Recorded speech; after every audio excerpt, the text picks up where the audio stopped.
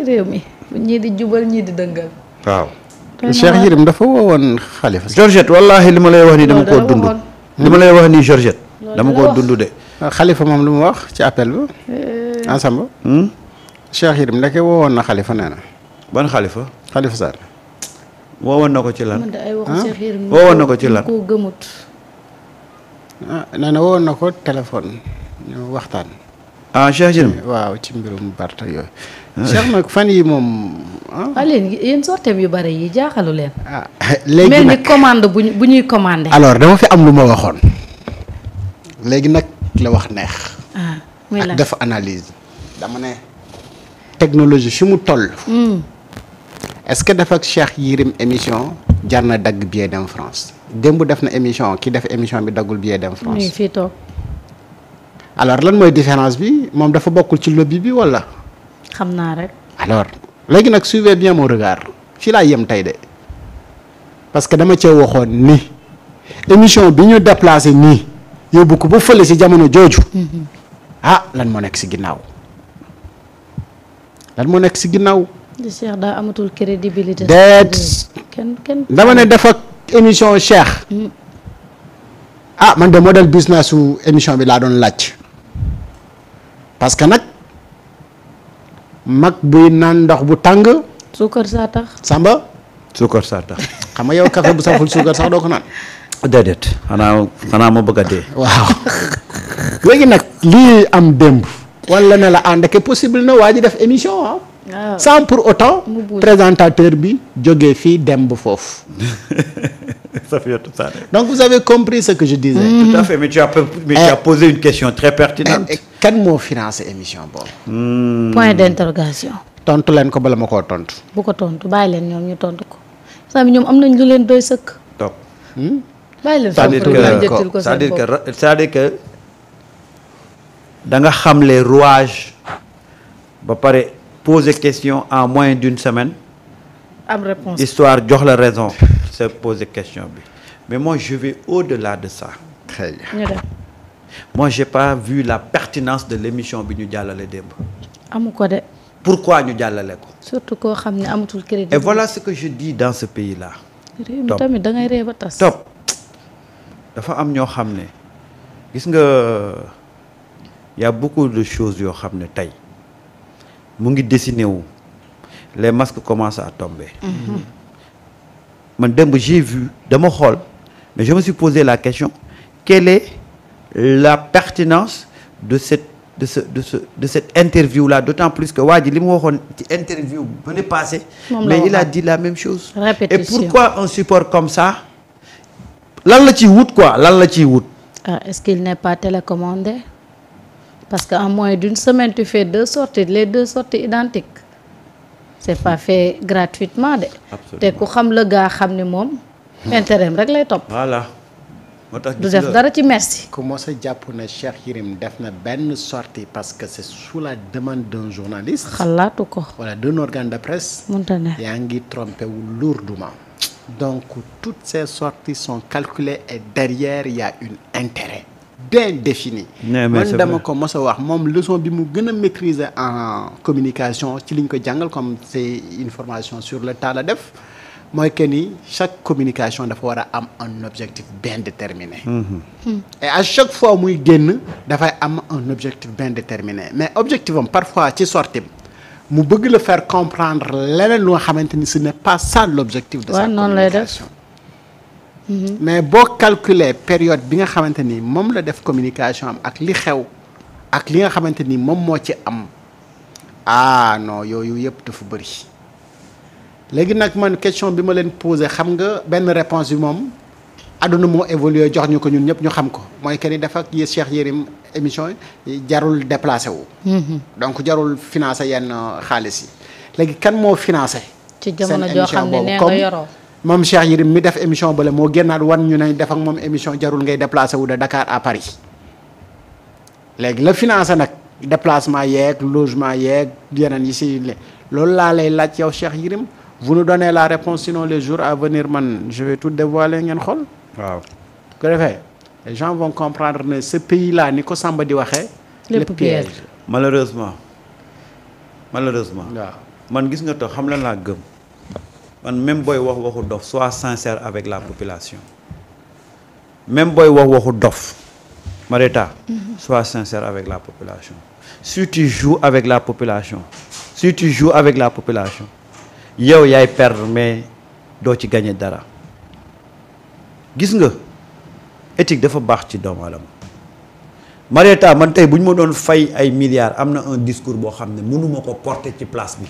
parce que da nga am ngor am dignité. loolu mais bu foogee ne nag yow mën ngaa jouer ba génn ci.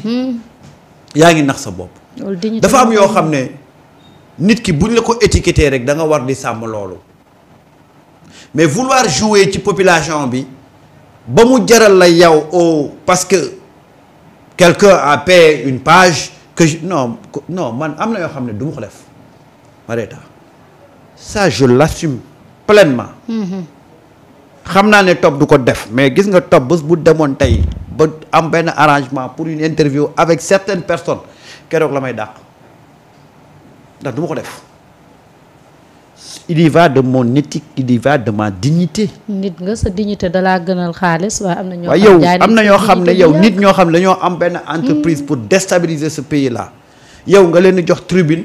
ñu koy wax après tu veux revenir pour montrer aux gens que oui moi je suis un journaliste aguerri je suis un journaliste boo xam ne éthiquement animé non. réew mi nag sàmm boo bëggee dégg-dëgg Sénégal fii journalisme daf fee sooxe de on comprend plus qui est journaliste qui est politicien. mais nga assumer. qui est Marieta looy def da ngay assumer.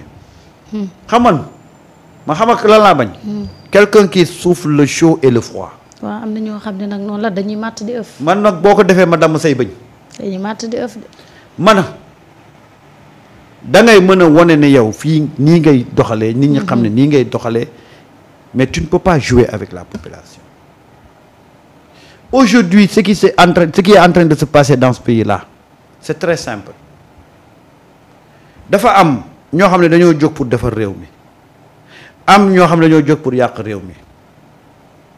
boo nekkee un Sénégalais boo xam ne yow tu es animé d'un patriotisme da ngay def pour tout ñiy defar réew mi ñu defar réew mi ànd ak ñooñu di defar réew mi rek ça veut pas dire que da nga ànd ak ñoom en tant que militant non da nga ànd ak ñoom en tant que citoyen bëgg ñu defar réew mi suñu defee loo xam ne méngoowul ak liy defar réew mi nga mën a am sañ-sañi critiquer leen waaye bu fekkee ne nag da nga bëgg a nax nit ñi dem di ànd ak ñi nga xam ne seen yéene mooy déstabiliser ce pays là tu es pire que ces gens là. dama jàpp ne am na ñoo xam ne. li leen di nampatal fee lay jóge di.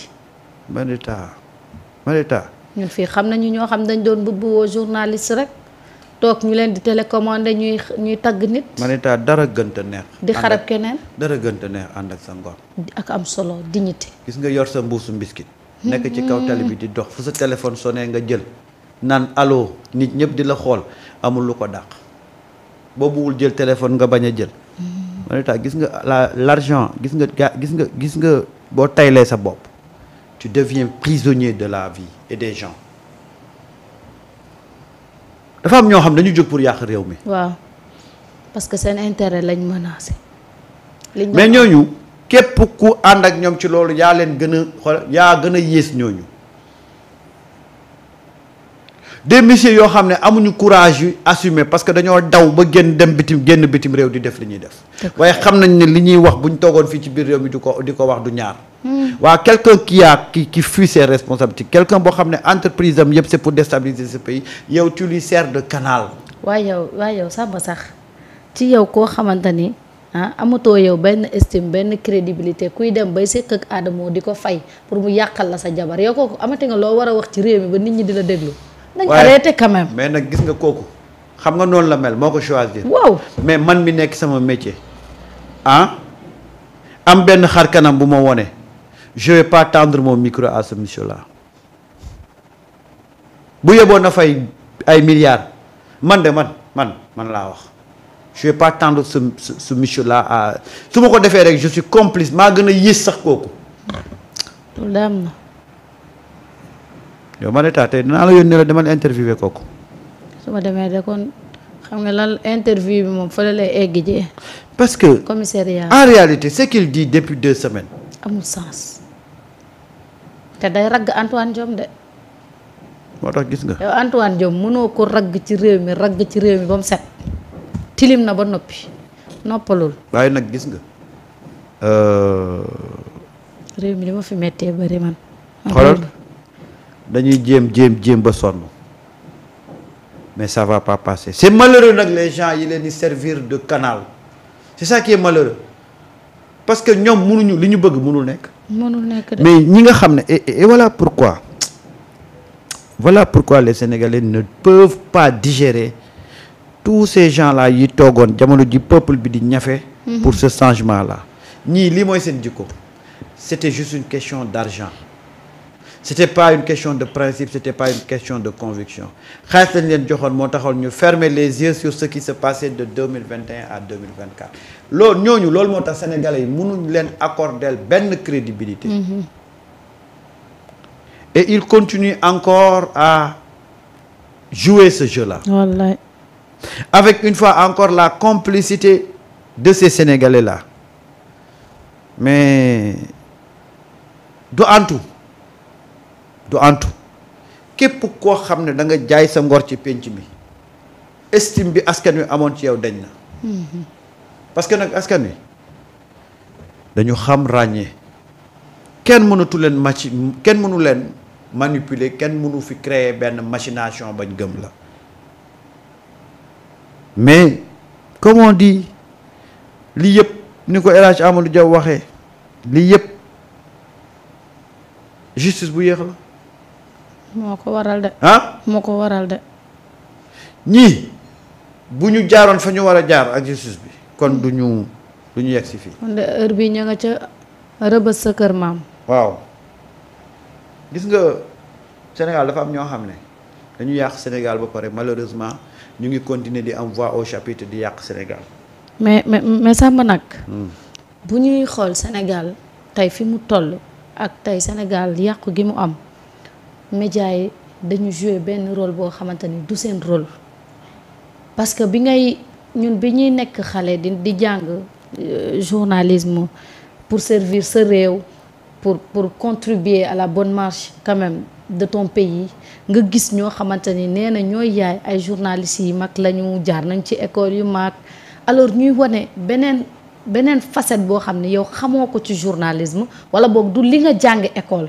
loolu ngay gis ñoom ñu koy incarner maintenant dañu jóge ci rôle journaliste dem ci rôle yàq der manipulation xas gor yow bu fekkee da nga tànnal sa bopp yow ak sa organe sa ligne éditoriale loolu yow la engagé mais nangulul keneen aussi ki nga xam ne moom tam taamu na ni moom lii lay topp dëgg fexe ba Sénégal jëm kanam parce que nag on s'est battu de 2021 ba 2024 ku ci nekk position bi nga amoon ci réew mi ñëpp xam nañ ko mais bu ñu demee ba léegi ci réew mi pour ñu joxe sax information bu baax duñ ko def dañuy manipuler information yi alors que xam nañ ni le peuple daf leen romb ñoom fi ñuy rootee peuple bi fa lay tànqee balaa nga leen di jox information fekk ñoom yor nañ ko ba toog bañ nag ba soo juumee ñoom ñoo lay gàgganti. xam nga ay magum jëmm toog ci place publique bi di xas ay gor di yëkk keteme ay gor.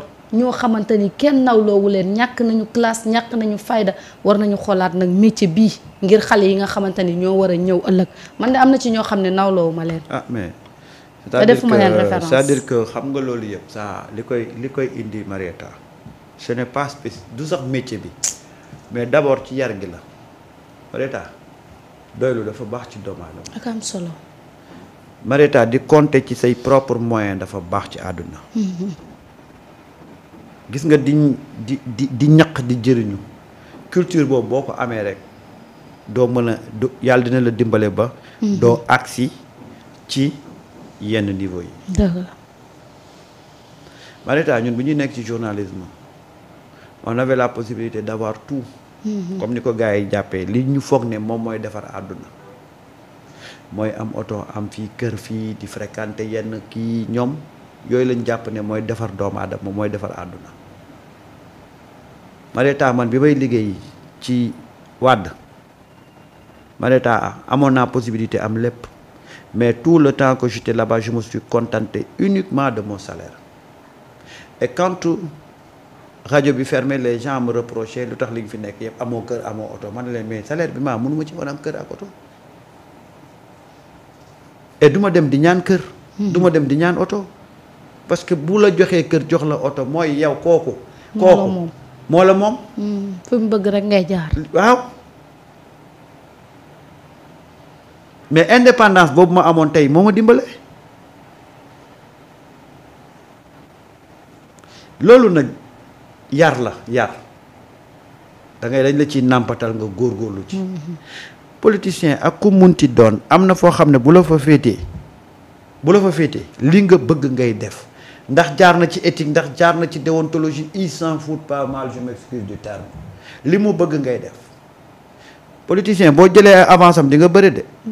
bëri force. mooy toog ba saa ñu woo la mais ne la yow mais gain yow sa une bi gain lu tax nga dugal une bi gain c'est pas ce qu'on s'était dit ah nga ne non c'est que xam nga man sax kii wu ma noonu mais tu es obligé de suivre à la lettre ces directives au cours de ces dernières années nag Macky loolu la réussir Macky a réussi à dompter une partie de la presse yoreel leen seen fay seen salaire yoreel leen seen courant yoreel leen seen ndox. ba pare nag. di leen fayal seeni salaire. Ba pare am ñu mu leen doon jox. waaw moo tax nag jamono jooju koo ci gisaan mu ngi jiital koll. yoru oto nekk ci xam nga di rencontrer gars yi boobu xoolal Macky amul bu amee lu mu réussir Macky a réussi à jël presse bi dugal leen ci poosam. diviser la presse moo tax tey ñenn ñi bu ñuy wax naan presse bi est divisée. loolu c'était bien avant ce nouveau gouvernement. voilà mais ñoom tey posture bi ñu nekk moo tax ñu koy soog mais ñoom ñoo ko diviser. te ñoom la. Macky a réussi à diviser la presse la preuve mooy à l'époque ñi ànd ak Macky ñoo lañ doon wooyee les journalistes professionnels. ndeysaan xas nañ fi Pape Alé da ne di journaliste yooyu am na fi. ci réew mi gis nga ko ba fi Pape Alé nekkee. ci ñu jàpp ko ñu ne non moom sax c'est un activiste. et des journalistes s'étaient désolidarisés de la cause Pape Alé. maa ngi woon ca marché ba. parce que tout simplement Pape Alé n'était pas du côté de Macky Sall. kese. facilité bu métti boobu ñu doon dundee moo leen indi problème bi tey. moo tax ñuy xaacu.